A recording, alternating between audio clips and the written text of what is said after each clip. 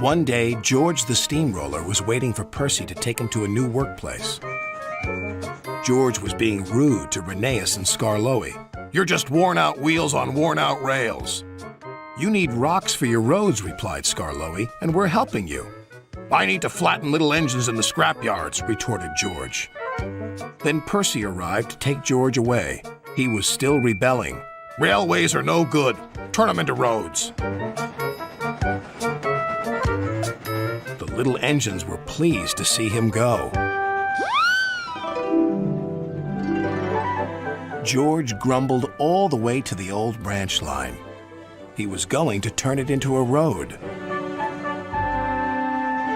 When they arrived, George was rude again. "Bumpy ride on rotten rails. I'm glad it's over." "So am I," said Percy. "Ha!" huffed George. Percy was still fuming when he met Thomas. "What's up, Percy?" "It's George. He makes me feel down." "Just ignore him," puffed Thomas. George was now enjoying himself. "Ripping up rails," he chortled. "What a life!" "What do you think of this, Thomas?" Thomas took no notice. George felt insulted. "You're a useless blue puffball." But Thomas didn't hear. "I'll show him who's boss." At last, the workmen reached the level crossing. "What shall we do here?" "Tear it up, tarmac it," said George. So they did, but not properly, and George knew it. Later, Thomas was traveling home on the same line. He was pulling freight cars filled with vegetables. The signalman had forgotten to warn his driver about the crossing. "That's nice. We don't need to stop," said Thomas happily. "Yes, we do," called his driver. But it was too late.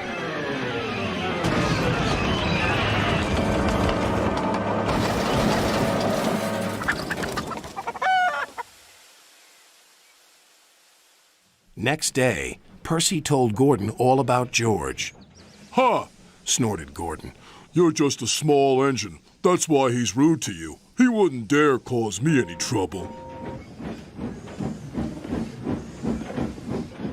George had been taken to some yards to work. Duck arrived with a train of empty freight cars. George was blocking his way, and a car was stuck on the main line. "Let me through," demanded Duck. "You'll just have to wait," replied George. "There's no time to wait. I must clear my freight cars from the main line to let Gordon through."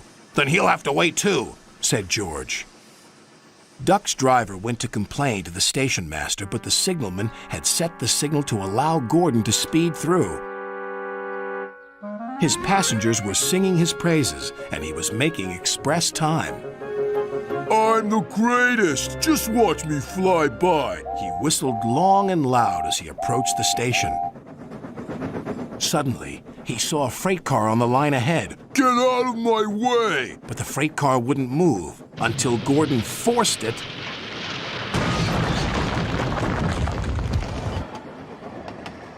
By accident.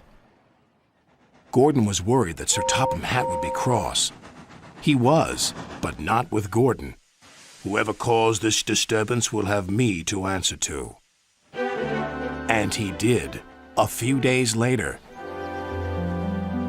"Look who's here," said Thomas. George had been found out by Sir Topham Hatt and punished. He looked miserable. "Now we'll get some peace at last," said Percy.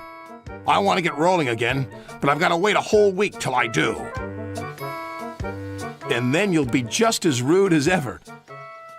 "Eh, George?" "I hope not. Don't you?"